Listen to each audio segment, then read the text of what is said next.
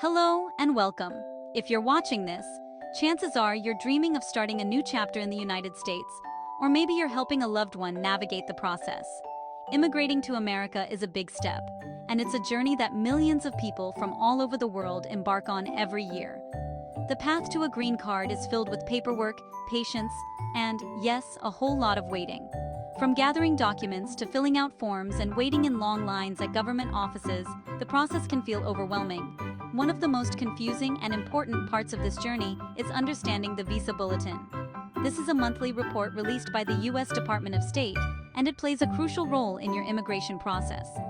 Think of the Visa Bulletin as the ultimate waiting list for a very exclusive club, one where entry is limited and everyone is eager for their turn. The Visa Bulletin tells you exactly when it's your turn to move forward in your green card process. It's like a calendar that marks the moment you can finally take the next step. In many ways, it's the gatekeeper between you and your green card interview, holding the key to your future in the United States. Understanding how the Visa Bulletin works is absolutely essential. It dictates the timeline for thousands of immigrants, affecting families, careers, and dreams. The U.S. has strict annual limits on green cards, divided by both category and country of origin. Because of these limits, backlogs are common, and some people wait years for their chance. The bulletin helps organize this massive line, making sure those who applied earlier get their chance first, and keeping the process as fair as possible. As we look ahead to the November 2025 Visa Bulletin, anticipation is running high. Many are hoping for good news and movement in the dates. In this video, we'll break down what the Visa Bulletin is, how to read it, and what you can expect next on your journey. Whether you're just starting out or have been waiting for years, this guide is for you. Let's dive in and make sense of it together. Let's get into the nitty-gritty, because if you've ever wondered how people actually move through the U.S. green card process, you're not alone. The system can seem confusing, but once you break it down, it starts to make sense. So how does the Visa Bulletin actually work? Why do some people wait years while others move ahead more quickly? Imagine a long line for concert tickets, but with different lines for different types of tickets. Each line moves at its own pace, depending on how many people are in it and how many tickets are available. There are two main green card types, family-sponsored and employment-based. Each of these has its own set of subcategories, like siblings of U.S. citizens, spouses, or skilled workers. Where you fit in determines which line you join. Everyone in line has a priority date. That's the day their petition was officially filed with the government. Think of it as your ticket number in the queue. The Visa Bulletin, published monthly by the U.S. Department of State, lists final action dates for each category and country. These dates tell you who's up next. If your priority date is before the listed date for your category and country, congratulations. You're at the front of the line and can move forward with your green card application. There's also a dates for filing chart. If your priority date is before this date, you can submit your application paperwork early. This can be a big deal, because it might let you get a work permit or travel authorization while you wait for final approval. To use the bulletin, you'll need to find your specific category, check which country you're being charged to, usually your country of birth, and then compare your priority date to the dates listed. If your date is earlier, you're eligible to take the next step. If your date is earlier, you're in business. You can finally move forward after what might have been a long wait. But here's the catch. The dates on the bulletin can move forward, stall for months, or even go backward. When they go backward, it's called retrogression, and it can be frustrating for people who thought their turn was next. This constant movement keeps everyone on their toes, checking the bulletin every month and hoping for good news. It's a system designed to manage overwhelming demand with limited supply, balancing fairness and efficiency as best as possible. That's the basics of how the Visa Bulletin works, an ever-shifting line that determines when you can finally take the next step. Now let's look at recent trends and what they might mean for your journey. To predict the future, we need to understand the past. The U.S. government's fiscal year starts in October, when a new batch of visas becomes available. October 2025 brought cautious optimism. Family categories saw modest forward movement, especially for countries without huge backlogs. Mexico and the Philippines, with traditionally long waits, saw small but welcome jumps. On the employment side, high-demand categories like EB2 and EB3 for India and China were mostly stagnant, but October showed slight progress. The government is advancing dates in small, controlled increments to avoid sudden retrogression. This conservative approach keeps the process steady and avoids dramatic surprises. The key takeaway: expect slow, measured progress as the system works through post-pandemic backlogs. For November, more of the same: steady, cautious movement. No big leaps, but no major setbacks either. Let's see what that means for the next bulletin. Let's make some predictions for the November 2025 Visa Bulletin. For family-sponsored categories, expect slow but steady movement, 3 to 6 weeks for most, 1 to 3 weeks for Mexico and the Philippines. The government will likely wait to see October's application numbers before making big changes. For employment-based categories, EB1 worldwide should remain current. EB1 India and China may see a small jump. EB2 and EB3 worldwide, modest movement, maybe a month or two. For India and China, expect only a week or two of progress, if any. Watch the dates for filing chart. Sometimes it moves more than the final action dates, letting more people submit paperwork early. This helps USCIS build a pipeline of ready cases. Overall, expect cautious incremental progress.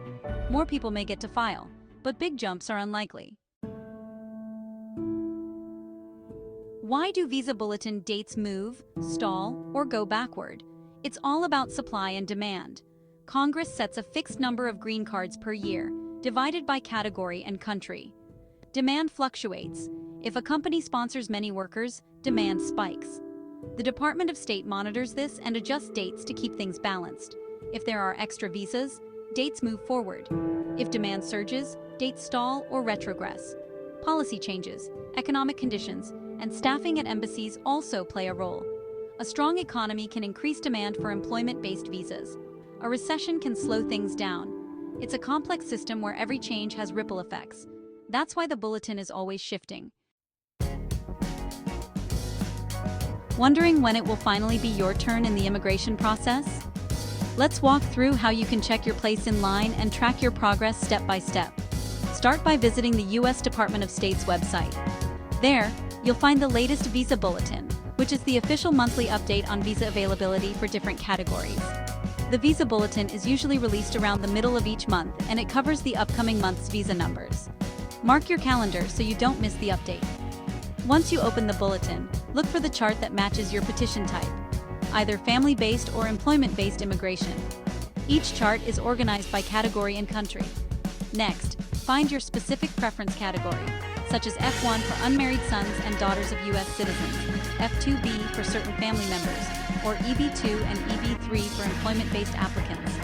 Then, look across the chart to the column for your country of birth. Most applicants will use the All Chargeability Areas column, but if you were born in China, India, Mexico, or the Philippines, check your country's specific column.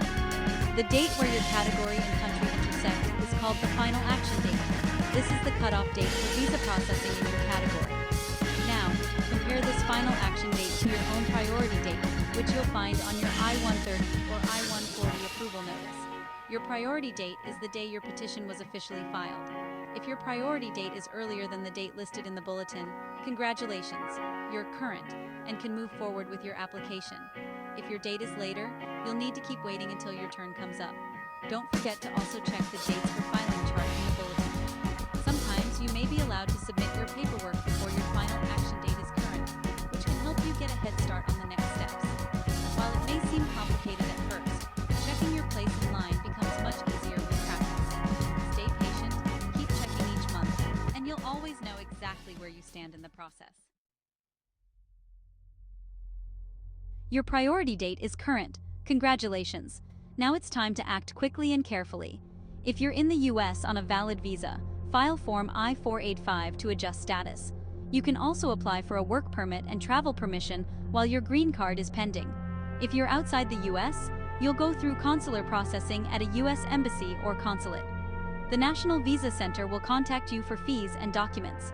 Once everything's ready, you'll have an interview at the consulate. Start gathering documents early: birth certificates, financial records, and a medical exam. Don't wait until the last minute. Being prepared avoids delays. Whether adjusting status or consular processing, organization is key. This is your moment. Make sure you're ready. The finish line is in sight. The immigration journey is a marathon, not a sprint. The waiting can be tough, but you can make it easier. Stay informed, check the Visa Bulletin monthly, but don't obsess. Keep your information updated with USCIS, especially if you move or your life changes. Use the waiting time productively, improve your English, get more education, save money for fees and travel. Think of this as preparation for your new life. Consider consulting an immigration attorney. They can help you avoid mistakes and delays. Attorneys know the process and can give you peace of mind. The cost can be worth it for such an important journey. Don't be afraid to ask for help. Stay organized, stay proactive, and use this time wisely. The wait is hard, but you can make it work for you. You're not alone in this process. What's next after the November 2025 Visa Bulletin? Expect slow, incremental progress. Backlogs won't disappear overnight. Real change would require new laws from Congress, but that's a long shot for now. Advocacy groups are pushing for reform, but plan based on the current system. Personally, expect more waiting and the monthly ritual of checking the bulletin. The process will test your patience, but the line does move. Every month, thousands of people become permanent residents. Be ready when your turn comes. Keep documents in order and your address updated. The journey is about more than dates. It's about hope and perseverance. Stay organized, stay patient, and keep your focus on the future. The U.S. is built by immigrants. Your story is part of that legacy. With careful planning and resilience, you'll get there. Keep moving forward, one month at a time.